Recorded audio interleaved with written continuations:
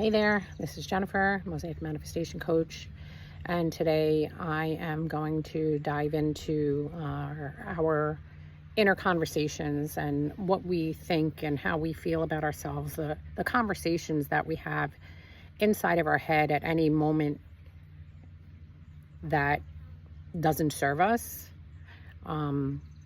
really prevents our manifestations from coming to fruition, or rather stepping into that version of who we are becoming, or the thing that we are, calling in from happening. And so Awakened Imagination and the Search by Neville Goddard.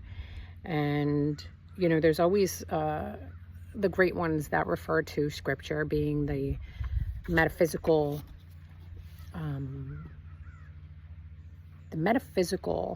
basically, interpretation of the Bible. And so John 1:1, in the beginning was the Word. Exodus 3:14, I am that. And so these two are so important because whatever inner conversations that we're having at any point in time is either going to propel us into the state of having and being, or hinder it. And so when Neville Goddard talks about the mental diet, this is exactly the reference to which he is referring. And so it says here, stop all of the old mechanical negative inner talking and start a new positive and constructive inner speech from premises of fulfilled desire. Inner talking is the beginning, the sowing of the seeds of future action. To determine the action, you must consciously initiate and control your inner talking. Construct a sentence which implies the fulfillment of your aim, such as, I have a large, steady, dependable income, consistent with integrity and mutual benefit. Or, I am happily married. Or, I am wanted. I am contributing to the good of the world. And repeat such a sentence over and over until you are inwardly affected by it. Our inner speech represents in various ways the world we live in. I mean, that's why it's so important when we talk ill of ourselves, or we're having mental conversations about how I'm not good enough, I'm not strong enough, I'm not capable, or I can't believe they said that about me. And and it kind of helps us, brings us down. It prevents the very thing that we're calling in, So here, man attracts what he is. The art of life is to sustain the feeling of the wish fulfilled and let things come to you, not to go after them or think that they flee away. Observe your inner talking and remember your aim. Do they match? Does your inner talking match what you would say audibly had you achieved your goal? The individual's inner speech and actions attract the conditions of his life. Through uncritical self-observation of your inner talking, you find where you are in the inner world. And where you are in the inner world is what you are in the outer world. You put on the new man whenever ideals and inner speech match. In this way alone can the new man be born. I mean, this is mental diet. This is really being aware of our thoughts. We're always so focused on what other people are saying, which again is just a reflection of who we think they are about us, right? But if we can turn that dialogue inward and start to be aware of the thoughts that we are carrying in ourselves, our inner speech, our inner conversations, then we can learn to, hang on a second, I just basically said, wow, I don't know if I can do that. Or, oh, I don't know if this is going to happen. Or, am I good enough for this? Or do I qualify for that? These are the thoughts that we need to be aware of, that the inner images, the inner thoughts, because that is what's going to create on the outside. And yeah, it's just so powerful.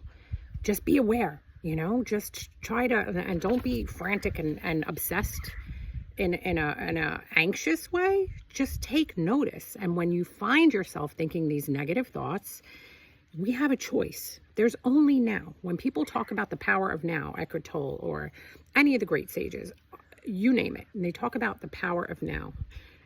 Every time we're thinking of something, we're thinking of it now. Even when a past event, comes to mind, it's coming to mind now. So when something happens, when we're in our dialogue or our outer conversations don't match the person that we are being, the person that we're claiming to be now, then we just need to say, nope, we can shut it down and we can say, that is the old version of me. That is not who I am now. That is not who I am now. And I highly recommend, for those of you who have not really delved into the Joseph Murphy or Neville Goddard or even the scripture, the Bible, the greatest writings that we have available for us to really contemplate.